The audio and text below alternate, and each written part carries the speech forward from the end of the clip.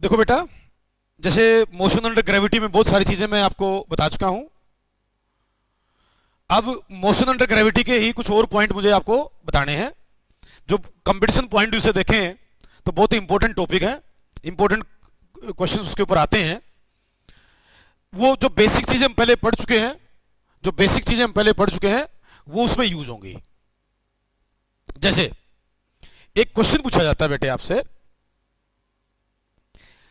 और मैं इसके दो तीन केसेस बताऊंगा अलग अलग। आमतौर पर आप जो पढ़ते हैं वो एक केस पढ़ते हैं, लेकिन मैंने जैसे आपको कहा है ना कि क्वेश्चन आपको बनाने आने चाहिए।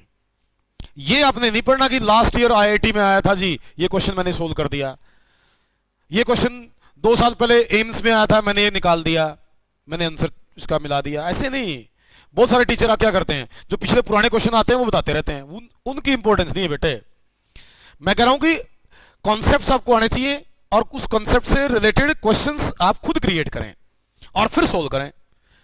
अलग अलग केसेस समझें, खुद बनाएं केसेस। तो वही मैं बता रहा हूं आपको। यहां नॉर्मल जो क्वेश्चन है पहले वो करवाऊंगा, जो आमतौर पर आपको हर बुक में मिल जाएगा। मैं उसके लेकिन अलग अलग केसेस बनाऊंगा अपनी तरफ से, और वह आपको बताऊंगा उनको कैसे सोल्व करना है। देखो, एक क्वेश्चन आता है कि जैसे ये एक टावर है या कोई बिल्डिंग है, एच हाइट इसकी है, इसकी एच हाइट है। आपने इसके ऊपर से एक बॉडी को ड्रॉप कर दिया, तो इसका मतलब उसकी इनिशियल वेलोसिटी 0, क्योंकि बिल्डिंग से ड्रॉप किया है तो रेस्ट में है बिल्डिंग तो। और उसी टाइम एक बॉडी नीचे से सेम टाइम पर ऊपर की तरफ थ्रो कर दी, ये ऊपर की तरफ थ्रो कर दी। इसकी वेलोसिटी मैं यू मान लेता हूं इनिशियल, इसकी 0 होगी। तो एक क्वेश्चन पूछेंगे कि भैया ये दोनों बॉडीज कितने टाइम के बाद आपस में कोलाइड करेंगी। देखिए देखिए, कोलाइड तब करेंगी जब ये एक ही लाइन के लॉन्ग होंगी। तो कई बार ये भी हो सकता है कि एक दूसरे को क्रॉस कब करेंगी। क्रॉस करेंगे तो इसका मतलब लाइन अलग अलग है बस। एक मान लो यहां से एक्स के साइड से जा रही है, तो उस केस में बोलते हैं क्रॉस कब करेंगी, कब मिलेंगी, ऐसा पूछ लेगा। एक ही लाइन के लॉन्ग है तो कोलाइड करेंगी। तो time of collision, time of मतलब क्रॉसिंग, ये आपसे कुछ पूछे जाते हैं। दो चीजें पूछी जाती हैं, ये बॉल्स कहां आपस में मिलेंगी और कब मिलेंगी, ये पूछेगा। तो उसको कैसे सोल्व करना, देखो बेटा, ये पॉइंट मैं ए कह देता हूं, अपर मोस्ट पॉइंट जहां से बॉडी ड्रॉप की है। नीचे वाले पॉइंट को मैं बी बोल देता हूं, ये बी पॉइंट है। तो मैं ये मान लेता हूं लेट ये बॉडीज टी टाइम के बाद सी पॉइंट पर आपस में मिलती हैं। ये पॉइंट सी ले लेता हूं मैं, जहां ये दोनों बॉडीज आपस में मिलेंगी। तो ये मान लो सी पॉइंट पर ये मिलेंगी बॉडीज, और टी टाइम के बाद मिलेंगी। टी टाइम ये मैंने माना है, मुझे टी निकालना है और इस सी की पोजीशन बतानी है। पोजीशन से मेरा मतलब है इसका डिस्टेंस या तो ऊपर से पूछेगा अपने से या ग्राउंड से पूछेगा। मतलब या तो ये x पूछेगा या h माइनस एक्स पूछेगा। तो ये और टाइम पूछेगा हमारे से। ये चीजें हमें कैलकुलेट करनी है। सिंपल सा तरीका है इसका। आप क्या करो, एक बार तो अपर बॉडी की मोशन को स्टडी करो, एक बार डाउनवर्ड से जो ऊपर गई है उसकी मोशन को स्टडी करो, नीचे से ऊपर गई उसको एक बार देखो। एक इक्वेशन इसके लिए बनाओ, एक इसके लिए बनाओ, वहां से अपना रिक्वायर्ड आंसर आ जाता है। पहले मैं जो बॉडी ऊपर से हमने ड्रॉप की उसकी बात करता हूं। देखो, बॉडी चाहे ये हो चाहे नीचे वाली हो, जी तो दोनों के लिए बराबर है, जी तो दोनों के लिए सेम है। तो इसमें भी एक्सलेरेशन ड्यू टू ग्रेविटी है, इसमें भी एक्सलेरेशन ड्यू टू ग्रेविटी है बेटा। अब मैं पहले बात करता हूं ऊपर वाली बॉडी की। तो अगर मैं ऊपर वाली बॉडी की बात करूं तो u उसका 0 है, a उसका g है, उसमें डिस्प्लेसमेंट भी नीचे है, g भी नीचे है, तो सब पॉजिटिव है। तो मैं a g के बराबर पॉजिटिव ले लिया, डिस्प्लेसमेंट मैंने x मान लिया, तो s की जगह मैं x लिखूंगा। तो मेरे पास एक इक्वेशन है डिस्प्लेसमेंट की, s is equal to U T plus of A T square. याद है इक्वेशन यो? अब ये सारी वैल्यू ऊपर वाली बॉडी के लिए इस इक्वेशन में पुट कर देता हूं। s की जगह x लिखो, u 0, a g के बराबर, टाइम होगा t। तो x की वैल्यू आ गई बेटे 1/2 gt स्क्वायर। ये आ गया ऊपर वाली बॉडी का t टाइम का डिस्प्लेसमेंट। तो अपर बॉडी का t टाइम के बाद डिस्प्लेसमेंट आ गया। ये क्लियर जी? अब ऐसे ही नीचे वाली बॉडी के लिए मोशन स्टडी करते हैं। एक इवेंट उसको मान लो, एक इवेंट इसको मान लो। जब मैं इसकी बात करता हूं तो डिस्प्लेसमेंट ऊपर है, u ऊपर है, g नीचे है, तो मैं ऐसा करता हूं ऊपर वाली डायरेक्शन पॉजिटिव लेट कर लेता हूं तो नीचे वाली नेगेटिव हो जाएगी। तो मतलब मेरा u और डिस्प्लेसमेंट पॉजिटिव और g नेगेटिव। इस बॉडी की बात कर रहा हूं जो नीचे से ऊपर की तरफ फेंकी है। तो उसके लिए अब मैंने कहा u positive, displacement positive, acceleration negative, तो इक्वेशन तो यही लगेगी s is equal to ut plus half at square. लेकिन इसमें s की जगह तो पुट करोगे h माइनस एक्स, u अपने पास है ही वेलोसिटी, a की जगह पुट करोगे माइनस g, तो ये वैल्यू ऊपर पुट कर देते हैं हम। तो s minus x equal to ut minus 1/2 gt square. देखो बेटा, मैंने s is equal to ut plus half at square एक बार इसके लिए लगा दी, एक बार इसके लिए लगा दी। एक इक्वेशन यहां से आ गई, एक यहां से आ गई। इन दोनों को सोल्व करो आप। देखो आप, क्या मैं इसकी जगह x लिख सकता हूं? देखिए यहां से ये वैल्यू x के बराबर है, तो इसका मतलब इसमें x लिख दो। तो h minus X is equal to ut minus X. h minus X is equal to ut minus X. x के साथ x कट गया, बोलिए, तो h is equal to ut। आपसे क्या पूछा गया था? कितने टाइम के बाद ये मिलेंगी? तो ये टाइम आ जाएगा यहां से, तो t is equal to h by u। ये अपना रिक्वायर्ड आंसर टाइम का आ गया। तो ये वो टाइम होगा जब ये दोनों बॉडीज आपस में मिलेंगी, या बोलो क्रॉस करेंगी, या बोलो कोलाइड करेंगी। अगर एक लाइन पर तो कोलाइड करेंगी, वरना क्रॉस करेंगी। तो ये आपका टाइम ऑफ मतलब कोलिजन या टाइम जिस टाइम ये क्रॉस करेंगे वो निकाल दिया आपने। लेकिन एक चीज ध्यान रखना, हाँ मैं बता दूं आप लोगों को, ये आपने ध्यान रखना है कि भैया ये बॉल मिलेंगी या नहीं मिलेंगी। कई बार ऐसा भी हो सकता है ये बॉल कभी मिले ही ना। वो कैसे हो सकता है? वो तब हो सकता है जब आप ये बहुत ऊपर से फेंक ड्रॉप कर रहे हो और ये बहुत स्लो फेंक दो। जैसे मैं केस लूं, ये पॉइंट जरूर याद रखना बेटे, इंपॉर्टेंट पॉइंट है। जैसे आपने यहां से बॉल को ड्रॉप किया, लेकिन इस बॉल को बहुत धीरे से फेंक दिया, और इसके आने से पहले ये जैसे यहां आई और ये वापिस आ गई, तो इस केस में ये नहीं मिलेगी, फिर बीच रास्ते में कहीं नहीं मिलेगी, क्योंकि पहले पहले नीचे आ गई। तो वो तब होगा बहुत स्लो फेंक रखा हो। तो मेरा ये कहने का मतलब, इस बात का ये बताने का, कि हम ये मान के चलेंगे कि इस बॉडी के पास इतनी सफिशिएंट वेलोसिटी है कि ये एक दूसरे को मिले। ऐसा ना हो कि बहुत स्लो फेंक दे तो पहले गिर जाए। जैसे आप बहुत ऊंची टावर पे हैं, वहां से चीज ड्रॉप कर रहे हैं, मैं नीचे स्लो से बॉडी फेंक दूं और वो पहले ही गिर जाए, आपकी बॉडी लेट आए, तो कभी भी नहीं मिलेगी। तो फिर ग्राउंड पर ही मिलेंगी, फिर तो ग्राउंड पर ही मिलेंगी, तो बीच रास्ते में नहीं मिलेंगी। तो ये आपने मानना, इस तरह के क्वेश्चंस में आपको याद दिया होगा कि भैया ये सफिशिएंट वेलोसिटी इसके पास है कि आप उसमें क्रॉस कर सकें। क्लियर? तो उस केस में ये आपका टाइम का आंसर आया। लेकिन ये तो टाइम आया ना, आपसे तो दो चीजें पूछी थी इसने, कब और कहां मिलेंगी। कब और कहां मिलेंगी। ये तो है कब मिलेंगी, ये पूछा कहां मिलेंगी। कहां मिलेंगे मतलब या तो x निकालो या h माइनस एक्स निकालो। अगर मैं x निकालता हूं तो इसमें t की वैल्यू पुट कर दूं, अगर मैं ये t की वैल्यू इसमें पुट कर दूं तो मेरे पास x आ जाएगा। तो x की वैल्यू होगी 1/2 g h बाई यू का होल स्क्वायर। यहां से मेरे पास x आ जाएगा, ऊपर से डिस्टेंस जहां ये दोनों बॉल्स आपस में मिलेंगी। तो ये ऊपर से डिस्टेंस है मेरे पास, इस t निकालो, पुट कर दो, आंसर आ जाता है। अच्छा, इसमें भी दो क्वेश्चन पूछेगा, पूछ सकता है, मतलब या तो पूछ ले ऊपर से डिस्टेंस बताओ या पूछ ले नीचे से डिस्टेंस बताओ। बेटा जब अगर आपने ये x निकाल दिया तो नीचे वाला भी आ जाएगा, h में से x माइनस कर देना। क्लियर? तो ऊपर से भी डिस्टेंस पूछा जा सकता है, नीचे से भी पूछा जा सकता है।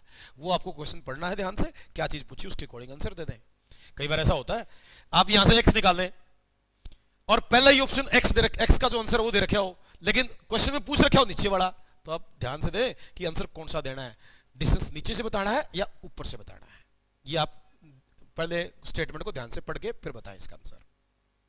मैं इसका छोटा सा एग्जांपल लेता हूं, एक न्यूमेरिकल करवाता हूं इसका। जैसे मान लीजिए एक बॉल है, वो हमने एक टावर से ड्रॉप की। टावर की हाइट मान लो 100 मीटर है, 100 मीटर की टावर है। यहां से एक बॉल को ड्रॉप किया, सेम इंस्टेंट पर ग्राउंड से एक बॉल को ऊपर की तरफ प्रोजेक्ट किया। ये ध्यान रखना कि सेम टाइम की बात कर रहे हैं हम, दोनों सेम टाइम पर। इसकी वेलोसिटी है 40 मीटर पर सेकेंड, 40 मीटर पर सेकेंड। आपसे पूछता है ये बताइए बॉल्स कहां और कब मिलेंगी। तो बेटा अभी आपका आंसर आया था मिलने का, तो h/u मैं डायरेक्ट फार्मूला में पुट कर रहा हूं जो मैंने फार्मूला निकाला था। तो भैया मिलने का टाइम 100 डिवाइड बाय 40, तो t आया 2.5 सेकेंड।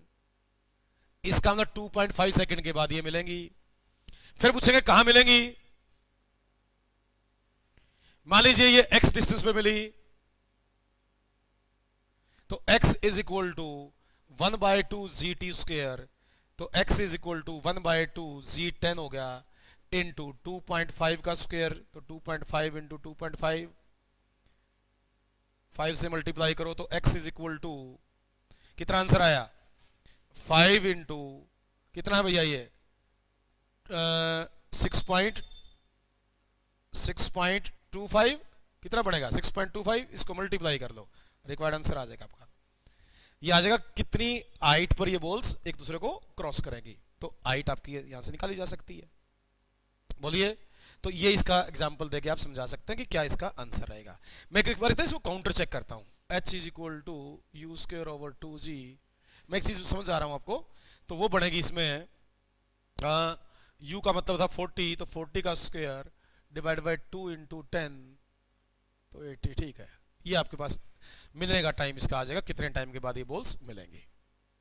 उसको छोड़ो, मैं कुछ चीज चेक कर रहा था, तो ये आप यहां से टाइम निकाल सकते हैं इसको मल्टीप्लाई करके। ये आया टाइम ऊपर से, आपको नीचे से निकालना है तो नीचे से भी आ जाएगा बेटा। ये कितना आया वैसे देखना एक बार मल्टीप्लाई करके, 5 इंटू 5 25, 5 इंटू 2 10, 2 12, 30 31, ये आया 31.25 मीटर। 31.25 मीटर ऊपर से डिस्टेंस है, नीचे से निकालना हो तो 100 में से ये माइनस करके निकाल देना। क्लियर बेटा। तो ये इसका एग्जांपल था, कब मिलेंगे और कहां मिलेंगे उसका। अब ये तो बहुत कॉमन सा क्वेश्चन है, सभी निकाल देते हैं। मैं इसके अलग अलग केसेस बता रहा था आप लोगों को कि इसके अलग अलग केसेस क्या बनते हैं। वो देखो, एक क्वेश्चन आता है,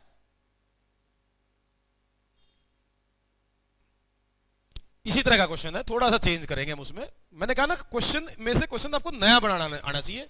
जब नया क्वेश्चन आप बनाएंगे तब आप पेपर में अटेम्प्ट कर पाएंगे चीजों को। अब दूसरा केस ये है कि मान लो आपने एक बॉडी को ऊपर से नीचे की तरफ थ्रो किया और एक को उसी टाइम नीचे से ऊपर की तरफ थ्रो किया। पिछले और इसमें क्या फर्क है?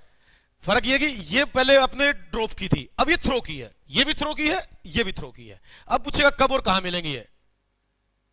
मेथड में कोई फर्क नहीं है, मेथड वही है, कंसेप्ट सेम है, केस बदल दिया हमने बस थोड़ा सा। तो मान लो ये टी टाइम के बाद सी पॉइंट पे मिलती हैं, ये पॉइंट ए मानना है मैंने, ये बी मानना, और ये सी पॉइंट के बाद मिलेंगी। तो उस केस में मान लीजिए ये डिस्टेंस है एक्स, तो ये होगा h माइनस एक्स, और ये t टाइम के बाद मिलेंगी। तो t टाइम कैसे निकाला वो देखो आप। तो पहले एक इक्वेशन इसके लिए, एक इक्वेशन इसके लिए। Same s is equal to U T plus half A T square. अब ये इक्वेशन इसके लिए लगानी है, तो x is equal to U one T plus 1/2 G T square. क्यों मैंने सब कुछ पॉजिटिव लिया? क्योंकि इसके अंदर g positive, displacement positive, u positive, सब पॉजिटिव ले लिए। एक इक्वेशन इसकी बन गई, एक इक्वेशन इसके लिए, इसका g नीचे, u ऊपर, डिस्प्लेसमेंट ऊपर। तो जैसे पहले वाले में था वही same case, h minus x और u ये पॉजिटिव मान लेते हैं, ये नेगेटिव मान लेते हैं। तो इसके लिए h minus x U T minus 1/2 G T square, ये सेकेंड इक्वेशन आ गई। तो ये फर्स्ट इक्वेशन आ गई, फर्स्ट ऊपर वाली बॉडी के लिए, ये नीचे वाली के लिए सेकंड इक्वेशन आ गई। अब बेटा देखो, आप इन दोनों इक्वेशंस को एक बार ऐड कर दो, adding equation first and second. तो x plus h minus x equal to u1t plus 1/2 G T square plus u2t minus 1/2 gt square. Clear जी? तो 1/2 gt स्क्वायर से 1/2 gt स्क्वायर कट गया। अरे बोलो बेटा, तो यहां से x प्लस ये x से x कट गया, x के साथ x कट जाएगा, तो यहां से क्या बचा? h बचा केवल। तो h is equal to u1t plus u2t, t common, तो h is equal to u1 plus u2 into t, और t is equal to h over u1 plus u2। ये अपना मिलने का टाइम आ गया। अब देखो क्वेश्चन में कंसेप्ट में कोई चेंज नहीं करा मैंने। एक बार s is equal to UT plus half A T square इसके लिए लगाया, यही इक्वेशन दूसरी बार इसके लिए लगाई। पहले न्यूमेरिकल में भी मैंने यही किया था, इसमें भी यही किया है। इन दोनों इक्वेशंस को अब की बार मैंने ऐड कर दिया, और मैंने जब इन दोनों को ऐड किया तो रिक्वायर्ड आंसर मेरे पास आ गया बेटा। तो ये आपका इनका मिलने का टाइम आपने निकाल दिया। देखो एक बार जब मिलने का टाइम निकाल दिया तो x भी पूछ सकता है यो। अगर ये हमारे से x पूछे तो t की वैल्यू या तो x वाले में पूछ लो या इसमें पुट कर दो। इसमें t भर दूंगा तो x आ जाएगा, इसमें से x निकाल दिया तो h माइनस x आ जाएगा मेरे पास। तो पोजीशन निकालनी है तो पहले t निकाल के इनमें से किसी एक में पुट कर देंगे, रिक्वायर्ड आंसर बताया जा सकता है। क्लियर बेटे? तो ये इस तरह के केसेस, पहले वाली में ड्रॉप की थी मैंने, अब की बार थ्रो की है, ये दूसरा केस बन गया। एक और केस हो सकता है, वो देखो, इसी पर दूसरे तरीके से क्वेश्चन पूछा जा सकता है आपसे। मेथड यही रहेगा, मेथड में कोई फर्क नहीं है बेटे। आपको ज्यादा ये नहीं सोचना कि नया क्वेश्चन कुछ नहीं है, केसेस नए बता रहा हूं मैं आप लोगों को, जो आमतौर पर आप खुद नहीं सोच पाते कि ऐसा भी हो सकता है। जैसे ये h हाइट की टावर, आपने इस टावर के ऊपर से एक बॉल को ऊपर की तरफ फेंक दिया u1 वेलोसिटी से, एक बॉल को नीचे से ऊपर फेंक दिया u2 वेलोसिटी से। पिछली बार क्या था? ये नीचे फेंकी थी, ये ऊपर फेंकी थी। अब क्या कर रहे हो? ये भी ऊपर और ये भी ऊपर। अब मैं ये मान के चल रहा हूं कि ये मिलेंगी जरूर, ये कंडीशन है इसके अंदर, लेकिन पूछे कब और कहां मिलेंगी। अब बात आई बेटे कब और कहां मिलेंगी, इसमें दो केस बनते हैं। फिर एक तो पॉसिबिलिटी ये हो सकती है कि ये जैसे यहां से प्रोजेक्ट की टावर के हाईएस्ट पॉइंट से, तो ये बॉल ऊपर जा रही थी और ये नीचे आने लग रही थी, यहां कहीं थी, तब ये इसको जाके मिली, यहां मिल गई। ये यहां आने लग रही है, ये ऊपर जाने लग रही है। तो मतलब मेरा कहने का मतलब कि एक तो केस ये बन सकता है कि ये बॉल इस लेवल से ऊपर मिला है, और एक केस ये बन सकता है कि ये बॉल इस लेवल से नीचे भी मिल सकती हैं, depending on the initial velocities. हो सकता है इस लेवल से ऊपर मिले, हो सकता है इस लेवल से नीचे मिले। मैं दोनों की डिस्कस करता हूं। पहला मैं ये मान लेता हूं, लेट जहां मैंने दिखा रखा है इस लेवल से ऊपर ही ये मिली है। अब हमसे पूछेगा कब और कहां मिलेंगी, टाइम और पोजीशन पूछी जाएगी। तो बेटा मैं ऐसा करता हूं, लेट ये जो डिस्प्लेसमेंट है ऊपर वाली बॉडी का, ये वाला डिस्प्लेसमेंट, इस डिस्प्लेसमेंट को मैं मान लेता हूं S1, इसको मैं S1 मान लेता हूं। आप X भी मान सकते हैं, पीछे वाले से कंपेयर करना है तो। ये डिस्प्लेसमेंट मैंने यहां तक का मान लिया S1, नीचे से जो इस बॉडी से, और इस बॉडी का जो डिस्प्लेसमेंट है यहां तक का, इसको मैं मान लेता हूं S2। तो मैं एक का डिस्प्लेसमेंट ऊपर वाले का यहां से S1, इसका यहां से S2 ले रहा हूं। तो अब ये मैं S1 S2 निकालूंगा, मेरे पास टाइम आ जाएगा। देखो बेटा again same equation, S is equal to UT plus half AT square, S is equal to UT plus half AT square.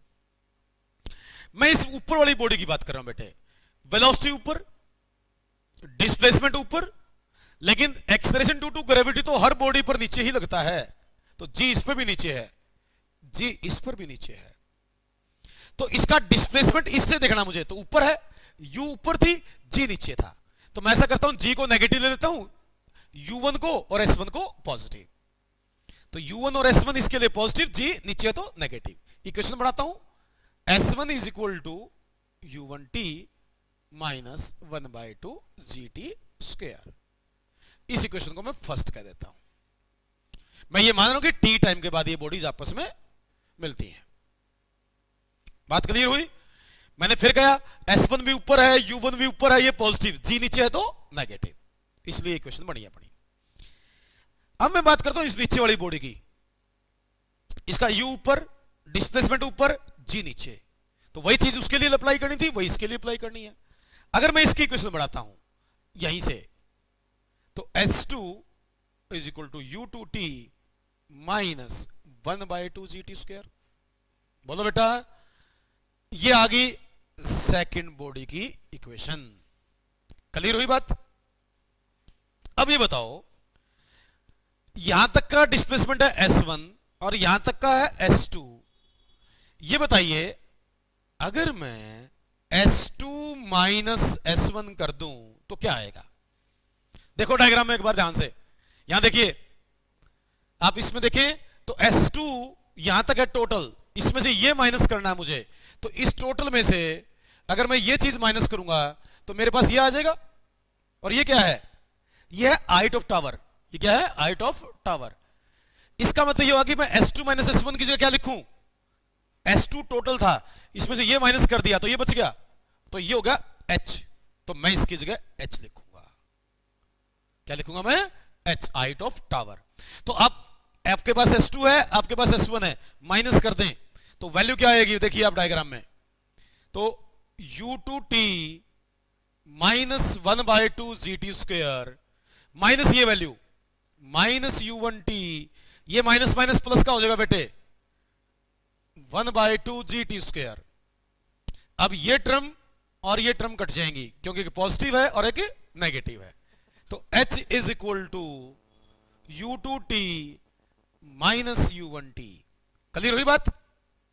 T common ले लो, तो H is equal to U2 minus U1 into T, और मुझे निकालना था T, तो H over U2 minus U1 into T। ये आ गया रिक्वायर्ड आंसर बेटे। ये पूछा था हमारे से, टाइम निकालो जी। देखो आप, मेथड में मैंने कोई चेंज नहीं किया, मैं एक ही इक्वेशन लगा रहा हूं, S is equal to UT plus half AT square. बहुत बेसिक इक्वेशन आपने पढ़ रखी है, ये उसी के बेस पर आंसर आना अपना। केस कोई भी बने, आपको कंसेप्ट क्लियर होना चाहिए बस। अगर आपको चीज समझ में आ रही है, कोई क्वेश्चन पूछे आप सारे क्वेश्चन सोल्व कर देंगे। अब देखो बेटा, इसमें भी एक और मैंने बोला था कि ये बॉल इस टावर से ऊपर भी मिल सकती है और इस टावर से नीचे भी मिल सकती है।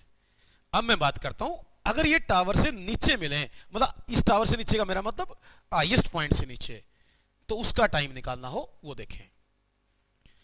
अगला केस है इसका कि अगर हाईएस्ट पॉइंट से नीचे ही मिले तो फिर टाइम कितना होगा? चीजें समझ तो आ रही होगी? ये देखिए, ये कह रहा है कि H हाइट की टावर है, एक बॉल आपने U1 वेलोसिटी से ऊपर प्रोजेक्ट कर दी, एक बॉल आपने ग्राउंड से U2 वेलोसिटी से ऊपर प्रोजेक्ट कर दी। ये बॉल ऊपर गई फिर वापस आई और ये ऊपर की तरफ गई और ये बीच रास्ते में कहीं यहां मिली। अब ये इस लेवल से नीचे मिली। अब ये अपना हाईएस्ट पॉइंट का लेवल था। अब देखो, आपको पता जी तो सब बॉडीज के लिए नीचे ही है, दोनों के लिए नीचे ही है, लेकिन मैं इसकी बात करता हूं पहले। अब इसका ये डिस्प्लेसमेंट हुआ ऊपर वाली का, ये S1 है और ये डाउनवर्ड है। जिस पॉइंट से फेंकी उससे देखना, उससे नीचे है। ये मत सोचना कि ऊपर गई फिर आई जी, पहले डिस्प्लेसमेंट पॉजिटिव फिर नेगेटिव ना। डिस्प्लेसमेंट तो इनिशियल से फाइनल होता है, तो इनिशियल ये है, फाइनल ये है, यहां की बात हो रही है, तो ये नीचे है, तो डिस्प्लेसमेंट डाउनवर्ड कहा जाएगा। दिमाग में ये मत रखना कि पहले ऊपर गई है जी फिर पॉजिटिव था फिर नीचे आई फिर नेगेटिव ना। डिस्प्लेसमेंट की बेसिक डेफिनेशन है इनिशियल टू फाइनल, बस पाथ का कोई चक्कर नहीं। तो इसका मतलब इसका डिस्प्लेसमेंट नीचे की तरफ है। अब देखो, इसकी U ऊपर S1 नीचे, G नीचे, तो मैं ऐसा करता हूं U को तो ले लेता हूं नेगेटिव, S1 S2 को ले लेता हूं पॉजिटिव। तो सेम इक्वेशन है, S is equal to UT plus of AT square. ये इक्वेशन बार बार देखो, एक इक्वेशन यूज कर रहा हूं मैं, सारे क्वेश्चन उसी से निकालूंगा। देखो आप इसमें S की जगह पुट करो S1, U की जगह माइनस लूंगा मैं इसको, क्योंकि ऊपर है, दो नीचे है तो पॉजिटिव, ऊपर है तो नेगेटिव, तो minus U1T plus 1/2 GT square. ये होगी क्वेश्चन फर्स्ट। क्लियर हुई बात यहां तक? अब मैं बात करता हूं इसकी। मान लीजिए इसका ये डिस्प्लेसमेंट है यहां तक S2, ये डिस्प्लेसमेंट है S2। अब देखो आप, U ऊपर, S ऊपर, G नीचे, तो मैं इसके लिए U और S को पॉजिटिव, G को नेगेटिव, तो इसकी इनिशियल वेलोसिटी U2 पॉजिटिव मान लूंगा, डिस्प्लेसमेंट ऊपर पॉजिटिव मान लूंगा, G नीचे नेगेटिव कंसीडर करूंगा क्योंकि डायरेक्शन अपोजिट है। अगेन वही इक्वेशन, तो S2 is equal to U2T minus 1/2 GT square. तो यह आई बेटे दूसरी बॉडी की इक्वेशन। अब मैंने दोनों बॉडीज के लिए S is equal to UT plus half AT square से इक्वेशन बढ़ा ली। अब आप डायग्राम में देखो, आप खुद देखो एक बार, अगर मैं S1 प्लस S2 कर दूं, S1 प्लस S2 कर दूं तो क्या आएगा? अगर मैं ये प्लस ये कर दूं तो टोटल हाइट आ जाएगी मेरे पास। तो इसका मतलब मैं क्या लिख सकता हूं, S1 plus S2 equal to H, S1 plus S2 is equal to H। तो ऐड कर दो इनको, तो H is equal to S1 plus S2 मतलब minus U1T plus 1/2 GT square plus U2T minus 1/2 GT square. बोलिए बेटा, मैंने add कर दिया, ये G वाली टर्म तो कट गई, देखो आप, और H is equal to minus U1T plus U2T, यही बचा, देखो बाकी टर्म कट गई है। T कॉमन, तो H is equal to T common U2 minus U1। ये नेगेटिव था मैंने पीछे लिख लिया, पॉजिटिव था आगे लिख लिया मैंने। अब देखो T क्या आया मेरा, H over U2 minus U1 is equal to T। ये मेरा आंसर आ गया। देखो अब इसको देखो पीछे वाले केस से सेम आंसर आया था, बॉडी ऊपर जब मिली थी तब भी यही आंसर आया है, इस लेवल से नीचे मिली है तब भी यही आंसर आया है, मतलब फार्मूला सेम आया है, आंसर सेम नहीं है यो, क्योंकि इसमें वेलोसिटीज अलग अलग होंगी। ऊपर जब मिलनी होती तो अलग वेलोसिटीज होती हैं, नीचे होगी तो अलग वेलोसिटी वैल्यूज अलग होंगी U1 U2 की, लेकिन फार्मूले के हिसाब से अगर मैं बात करूं तो सेम आंसर बना आपका। तो ये बॉल्स चाहे इस टावर से ऊपर मिले चाहे टावर के हाईएस्ट पॉइंट से नीचे मिले, दोनों का बेसिक फार्मूला जो बनेगा मैथमेटिकल वो सेम बनेगा। अच्छा मैं फिर कह रहा हूं, ये आपने टाइम निकाला, आपसे दो चीजें पूछेगा, टाइम और पोजीशन।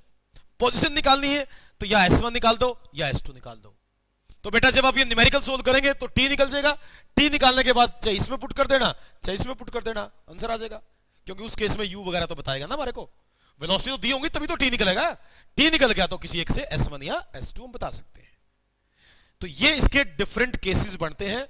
ये बॉल्स आपस में मिलने वाले जो केसेस हैं वो आप यहां से डिस्कस कर सकते हैं, बहुत इंपॉर्टेंट पॉइंट है यो। कई सारे न्यूमेरिकल इसमें देखेंगे आप, पहले भी आए हुए हैं, लेकिन आमतौर पर क्या होता है, बच्चे जो सबसे पहला केस मैंने बताया था वो सोल्व करते हैं।